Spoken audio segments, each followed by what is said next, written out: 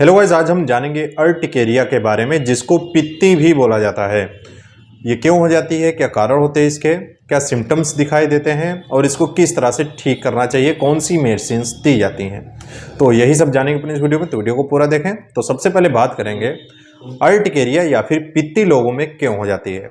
दोस्तों, एक तरह का एलर्जिक रिएक्शन होता है, एलर्जिक कंडीशन हो सकती है। एलर्जी किसी भी वजह से हो सकती है, जैसे कि आपने देखा होगा इंसेक्ट बाइट जब हो जाता है, जो कीड़े मकोड़े होते हैं काट लेते हैं, जैसे मधुमक्खी तताया जो होती हैं, इनके काटने की वजह से भी अर्टिकेरिया हो जाता है। एक तरह का एलर्जिक रिएक्शन होता है। इसमें होता क्या है, ब्राइट रेड कलर के छोटे छोटे दाने होते हैं जो चकत्ते का रूप ले लेते हैं, किसी एक बॉडी पार्ट में या फिर पूरी बॉडी में हो सकता है। इनमें लगातार इचिंग होती है, यानी कि खुजली होती रहती है।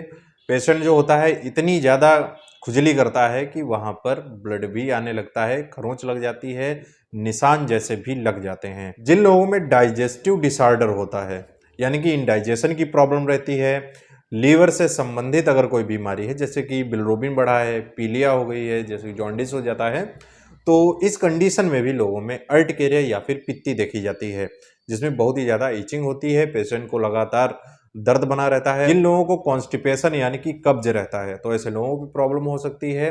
आपने देखा होगा हार्ट बर्न की समस्या रहती है।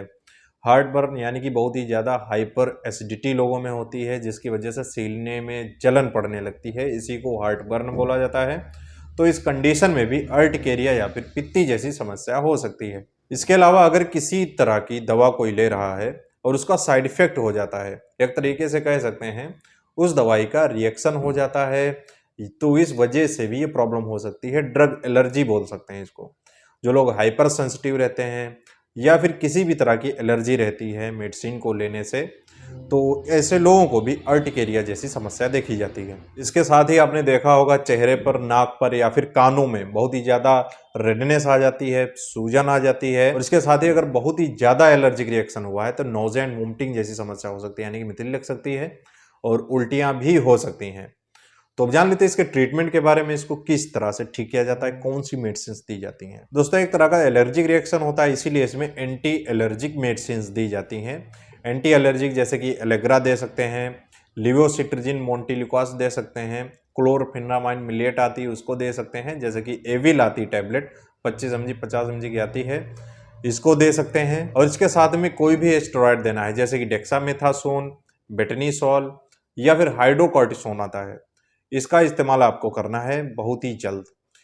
इंजेक्शन भी दे सकते हैं, टैबलेट भी दे सकते हैं। अगर पेशेंट टैबलेट नहीं खा पा रहा है, बहुत ही ज़्यादा प्रॉब्लम हो रही है, उल्टी कर देता है, तो इस कंडीशन में आपको तुरंत इंजेक्शन लगाने चाहिए।